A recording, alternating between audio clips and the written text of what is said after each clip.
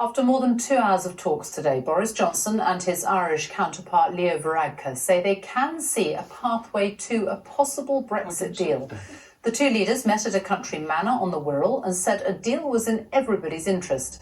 Tonight, Mr Varadkar said he thought it was still possible that a deal could be done by the end of October, but he declined to say what had changed. I think it is possible for us to come to an agreement to have a treaty agreed to allow the UK to leave the EU in an orderly fashion and to have that done by the end of October. But there is many a slip between cup and lip and lots of things that are not in my control.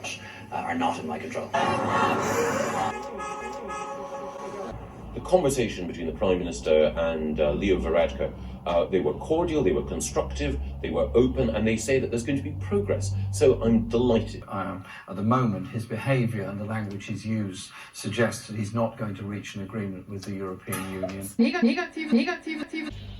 The EU has agreed to intensify Brexit talks with the UK over the coming days. The move came after a meeting in Brussels described by both sides as constructive. There's been a glimmer of optimism over a possible deal after yesterday's meeting between Boris Johnson and Ireland's Prime Minister. But Mr Johnson said today that reaching an agreement is not a done deal. Well, let's join our Deputy Political Editor, John Pienaar, who's in Westminster for us now. John.